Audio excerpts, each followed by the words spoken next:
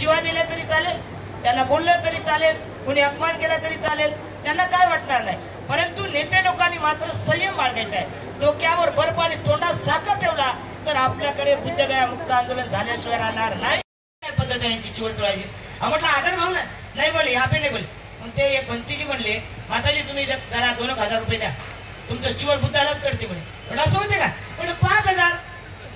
आपल्याला माहिती झालं की पैसे दिल्यानंतर आज चढवते. म्हणजे 5,000 देऊ आपण. मी 5,000 काढले आणि एखाद्या भंतीजीला दाखवले. नाही आओ आओ भिक्खूनी आओ आओ अंदर आओ, भगवान को चिवर चढाव आओ. अरे म्हटलं भगवान बुद्ध पण विकला जाऊ लागला. आता भगवान बुद्धाला पण लालू दाखवले जाऊ लागले.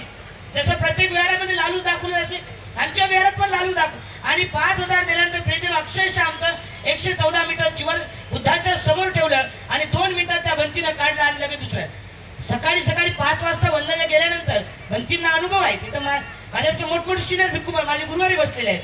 तर सकाळच्या 5च्या वंदने आपला महाराष्ट्रीयन एकही भिक्खू नसते.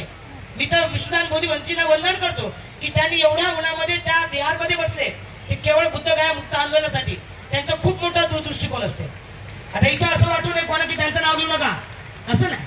जो काम करते त्याचं नाव घ्या, त्याची स्तुती करा. प्रियजनो, स्तुती करणं शिका. आम्ही आमची स्तुती केली पाहिजे. तुम्ही तुमची स्तुती केली, तुम्हाला कोण रिकाम आहे तुमची स्तुती करायला? तुम्ही तुमच्या मोठमोठ्या धर्मगुरू स्तुती करा, त्यांना वाढवा, मोठं करा, त्यांना जो मिळेल. आणि त्यांच्या मागे आम्ही जाणूच आहोत, आम्ही येतोच त्यांच्या मागे. म्हणून एकमेकाची फूट न पडता, एकमेकाची टीका न करता भिक्खू संघाने सुद्धा आमच्यात आम्ही लढाई करायची. दरवाजा बंद करून एकमेकाला मारायचं, बाहेर मात्र दाखवू नये. कारण याच्यामध्ये बसलेले उपासक फार हुशार आहेत, विद्वान आहेत. ते म्हणतात तुमच्या भिक्खूतच आहे की नाही, मुक्त बुद्धगया मुक्त आंदोलन काय करतात असे कितीतरी लोक. म्हणून असं व्हायला नको आहे. असं नाही पाहिजे. आपल्याला सर्व एकीनं काम करायचं, एकीनं सर्व करायचं. आणि बुद्धगया मुक्त आंदोलन हे 100% होणार आहे. नाहीतर कहा गया का नाही, क्या लाया कुछ नाही. कहा गया का नाही, क्या लाया कुछ नाही. मी माझ्या प्रत्येक प्रवचनात उदाहरण देत असतो. हा उदाहरण देत असतो की प्रत्येक जण आपल्या जीवनामध्ये जगत असताना त्याचं ध्येय असते. मी सुद्धा जगत असताना माझं ध्येय आहे. आज हे आंदोलन करताना ज्यांनी उभं केलं, ज्या पूजनीय भिक्खू संघाने, भिक्खुनी संघाने, उपासक उपासिकाने जे उभं केलं, मला तर असं वाटतं लवकरात लवकर व्हावं. काल परवा धम्मपरिषद झाली. त्या धम्मपरिषद मध्ये आमच्या ऍडव्होकेट रंजनाताई भोसले बोलले की माताजी असं चालणार नाही, त्यामध्ये तुम्हाला कायद्यानुसार काम करावं लागेल. आणि कायद्यानुसार काम केलं हे जास्तीत जास्त 6 ते 1 वर्षामध्ये बुद्धगया मुक्त आंदोलन होणार अशा ते बोलल्या. कारण मोठ्या वकील आहेत, पुण्याच्या वकील आहेत आणि ते अशा बोलल्या होत्या.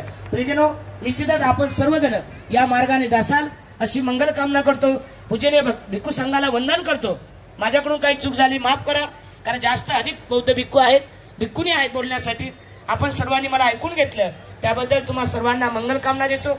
संपूर्ण राजकीय नेत्यांना आम्ही मंगल कामना देतो.